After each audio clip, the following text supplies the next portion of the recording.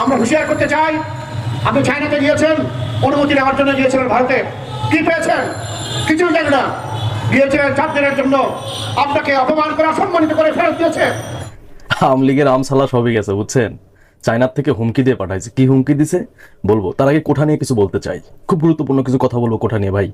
গত সপ্তাহে 5 কর্মদিবসের মধ্যে 4 দিনই বাংলা ব্লকেট কর্মসূচি দিয়ে রাজধানীতে অচলাবস্থা সৃষ্টি করে কোটা সংস্কার আন্দোলনকারীরা। আমার দর্শক গুরুত্বপূর্ণ কিছু আপডেট দেখাবো, যা দেখলে রীতিমতো অবাক হবেন। প্রধানমন্ত্রী চীন সফরকে কেন্দ্র করে এবার কি বলছে আইনশৃঙ্খলা বাহিনীর এবং কি সাবেক সেনা কর্মকর্তা এবং কি বিদেশ থেকে চমৎকার কিছু কথা বলেছেন এক যুবক। আসুন কথা না বাড়ে সম্পূর্ণ ভিডিওটি দেখি, তাহলে অনেক কিছু তথ্য পেয়ে যাবেন ইনশাআল্লাহ। তো পেয়ে যাবেন। আওয়ামী লীগের আমসালা সবই গেছে, বুঝছেন? চায়নার থেকে হুমকি দিয়ে পাঠাইছে। কি হুমকি দিছে বলবো, তার আগে কোঠা নিয়ে কিছু বলতে চাই। খুব গুরুত্বপূর্ণ কিছু কথা বলবো কোঠা নিয়ে ভাই, খুব গুরুত্বপূর্ণ। আমাদের এই জেনারেশন যারা আছেন, যাদের বয়স 25 থেকে 30, তাদেরকে উদ্দেশ্য করে একটা কথা বলতে চাই। বাংলাদেশে কোনো কোটা থাকবে না। এখানে মেধাবীদের অগ্রাধিকার দেওয়া হবে। মেধাবীরা তাদের মেধাকে প্রমাণ করে চাকরির সেক্টরে আসবে, এটাই থাকবে। এই স্বাধীন দেশে কোনো কোটা থাকতে পারে না। নারীদের কোনো কোটা থাকবে না। শুধু পিছিয়ে পড়া যে জনগোষ্ঠী আছে, পাহাড়িদের জন্য কোটা থাকবে, প্রতিবন্ধীদের জন্য কোটা থাকবে। আফগানিস্তানের মতো দেশ যদি 49% অশিক্ষিত নিয়ে সামনে যাওয়ার চিন্তা করে, তাহলে আমরা কেন পারবো না? হ্যাঁ মহি, তাই বলে নারীদের চাকরি হবে না? তার নারীদের চাকরি হবে অবশ্যই মেধার ভিত্তিতে। নারীদের চাকরি হবে অবশ্যই মেধার ভিত্তিতে, তাদের কোনো কোটা থাকতে পারবে না।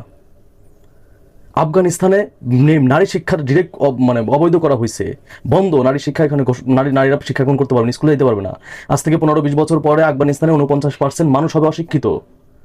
এটা নিয়ে যদি একটা জাতি সামনের দিকে যাইতে পারে, আমরা কেন পারবো না? আমরা তো নারীদেরকে পিছিয়ে দিচ্ছি না। নারীরা চাকরি করতে পারবে, তাদের কোনো কোটা থাকবে না, তাদের মেধার ভিত্তিতে। ডিরেক্ট কথা। একটা কথা মাথায় রাখতে হবে ভাই, এই দেশটা আমার, আপনার। এই দেশটা শুধু যে মুজিব করে চোরদের না, বুঝতে পারছেন? এই দেশে কোনো চোর থাকতে পারবে না। এই দেশে ভবিষ্যতে কোনো আবেদারির মতো লোক জন্মগ্রহণ করবে না, মতিউরের মতো লোক জন্মগ্রহণ করবে না, বেনজির আহমেদের মতো লোক জন্মগ্রহণ করবে না, কোনো চোরের জন্ম হবে না। এই জন্য আমাদের যে জেনারেশন, যাদের বয়স 25 থেকে 30, এদেরকে কথা বলতে হবে। এই দেশে সবার আন্দোলন করতে হবে ভাই। এই দেশটা আপনার, একজন রিক্সা চালকের এই দেশ, দিনমজুরির দেশ। এই দেশটা একজন কৃষকের, এই দেশটা একজন গার্মেন্টস শ্রমিকের, এই দেশটা একজন প্রবাসীর। সব সেক্টর থেকে আমাদের আন্দোলন করতে হবে, কথা বলতে হবে। তাহলে এই জাতির উদ্ধার হবে, তা না হইলে হবে না। একটা কথা মাথায় রাখবেন, কোনো জাতিকে যদি আপনি ধ্বংস করতে চান, তাহলে সেই জাতিকে মেধাশূন্য করতে হবে। সেই মেধাশূন্য করার প্রক্রিয়াতে আছে বাংলাদেশ। এটা সম্পূর্ণ ইন্ডিয়ার একটা চক্রান্ত। বাংলাদেশকে মেধা শূন্য করে দেওয়ার একটা পরিকল্পনা চলতেছে, এটা আমরা হইতে দেব না। আজকে বাংলাদেশে যে মেধাবীরা আছে, সবাই প্রতিদিন ঘুম থেকে উঠে সবাই স্বপ্ন নিয়ে কবে দেশ ছাড়বে, কারণ এই দেশে তাদের কোনো মূল্যায়ন নাই। একটা মানুষ পড়ালেখা শেষ করে তার ফিউচার গড়ার টেনশনে থাকে, যে কিভাবে ফিউচারটা করবো, সামনে তার ফিউচার নিয়ে টেনশন করে। আর একটা মানুষ পড়ালেখা শেষ করলে তার দিন গুনতে থাকে বয়স শেষ হওয়ার। তা চাকরির বয়স কবে শেষ হয়ে যাবে? চাকরির বয়স শেষ হয়ে যায়, সরকারি কোনো চাকরি পায় না, কারণ তার বাপদাদা কোঠা নাই। একটা ছেলে যদি বিএনপি অথবা জামাত পরিবার, একটা সন্তান যদি চাকরির জন্য যায়, তার চাকরি হয় না। বাংলাদেশে এই ধরনের কোনো কিছু থাকবে না। বাংলাদেশে একটা জিনিসই থাকবে, বাংলাদেশে একজন মেধাবীর চাকরি হবে তার মেধার ভিত্তিতে। এখানে কোনো দাদা খালু থাকবে না, এখানে কোনো কোটা থাকতে পারে না। শুধু কোটা থাকবে হ্যাঁ প্রতিবন্ধীদের এবং পিছিয়ে আমরা হুঁশিয়ার করতে চাই, আপনি চায়নাতে গিয়েছেন, অনুমতি নেওয়ার জন্য গিয়েছিলেন ভারতে, কি পেয়েছেন? কিছু জানি না। গিয়েছিলেন 4 দিনের জন্য, আপনাকে অপমান করে অসম্মানিত করে ফেরত দিয়েছে। আপনি তো সেই প্রধানমন্ত্রিত্ব করছেন, অথচ আপনাকে যখন অসম্মানিত করে পুরো জাতি সেখানে অসম্মানিত হয়। আপনার লজ্জা হওয়া উচিত, আপনার সরকারের লজ্জা হওয়া উচিত। আপনাকে যে অসম্মানিত করে চাইনিজরা ফেরত দিয়েছে, কিভাবে তাদের দিকে তাকান আপনি? আপনি স্ট্যাম্প ডাউন করুন, ক্ষমতা ছেড়ে জনতার কাতারে আসুন। 2014 সালে আমরা ভোট দেয়নি, 2011 সালে ভোট দেয়নি, দিনের ভোট রাতে করেছে। 2024 সালের 7 জানুয়ারিতে ভোট আমরা দিইনি। দেশের 90 থেকে 95% মানুষ সেই সরকারকে ক্ষমতায় দেখতে চায় না। তাদের কোনো অধিকার নাই ভারতের সাথে অসম্য চুক্তি করার জন্য। আমরা তাদেরকে সেই ক্ষমতা দেয়নি। তারা ভারতের সাথে চুক্তি করে ট্রেন যাওয়ার ব্যবস্থা করেছে আমাদের বুকের উপর দিয়ে, আমাদের বুকে রক্তক্ষরণ করবে। আর ভারতের সেনাবাহিনী আমাদের উপর দিয়ে চলবে, আমাদের সার্বভৌমত্বকে আঘাত করবে, আমাদের স্বাধীনতাকে আঘাত করবে। বাংলার জনগণ এটা হতে দিবে না, দিতে পারে না। আমরা দিব না, দেব না, দেব না। আমরা হুঁশিয়ার করতে চাই, আপনি চায়নাতে গিয়েছেন, অনুমতি নেওয়ার জন্য গিয়েছিলেন ভারতে, কি পেয়েছেন? কিছু জানি না। গিয়েছিলেন 4 দিনের জন্য, আপনাকে অপমান করে অসম্মানিত করে ফেরত দিয়েছে। আপনি তো সেই প্রধানমন্ত্রিত্ব করছেন, অথচ আপনাকে যখন অসম্মানিত করে পুরো জাতি সেখানে অসম্মানিত হয়। আপনার লজ্জা হওয়া উচিত, আপনার সরকারের লজ্জা হওয়া উচিত। আপনাকে যে অসম্মানিত করে চাইনিজরা ফেরত দিয়েছে, কিভাবে তাদের দিকে তাকান আপনি? আপনার কোনো বন্ধু নাই, বিদেশি কোনো বন্ধু নাই, বিদেশি কোনো সহযোগী নাই, দেশের ভিতরেও নাই, দেশের বাইরেও নাই।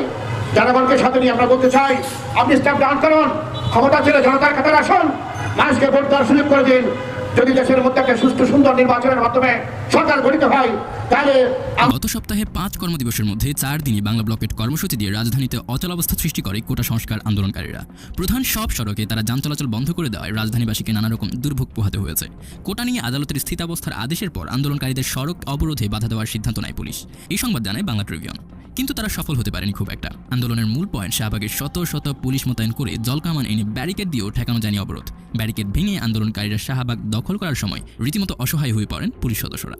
তারা সড়ক দখলে বাধাও দিতে পারেননি, আবার জনদুর্ভোগ কমাতেই গাড়ি চলাচল স্বাভাবিক করতে পারেননি। ফলে স্বাভাবিকভাবেই প্রশ্ন উঠেছে আন্দোলনকারীদের নিয়ে পুলিশ বেকায়দায় পড়েছে কিনা। গত রবি, সোম, বুধ ও আজ বৃহস্পতিবার ব্লকেট কর্মসূচি পালন করলেন কোটা আন্দোলনকারীরা। রবিবার বিকাল 3টা থেকে সোমবার বিকাল 3:30 থেকে 5 থেকে 6 ঘন্টা করে এবং বুধবার সকাল সন্ধ্যা ব্লকেট পালন করা হয়। বৃহস্পতিবার বিকাল 5টা থেকে রাত 9টা পর্যন্ত শাহবাগ অবরোধ করে রাখেন আন্দোলনকারীরা। এর আগে বৃহস্পতিবার দুপুর থেকে কয়েকশো পুলিশ সদস্য জলকামান ও এপিসি কার নিয়ে প্রস্তুতি নিয়ে রেখেছিল।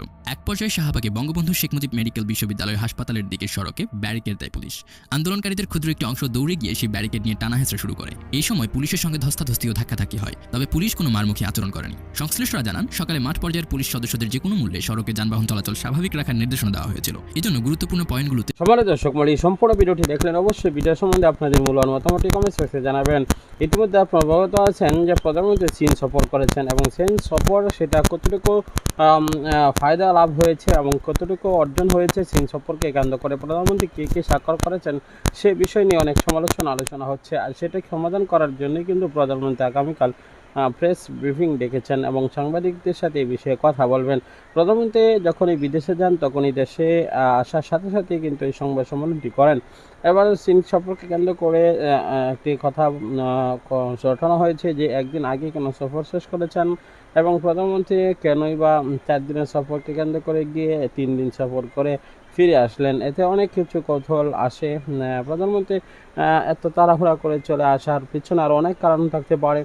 মনে করেন আপনি যদি ঘরের প্রধান থাকেন তাহলে আপনার উপরে সব কিছু বিষয়ে আপনাদের উপরে চাপ আসে, সুতরাং সে কিন্তু সব দিকে সামাল দিতে হয়। এক কাজে যদিও সময় নিয়ে যায় কিন্তু সে কাজে সময় ততটুকু দিতে পারে না বিভিন্ন কাজ থাকার কারণে।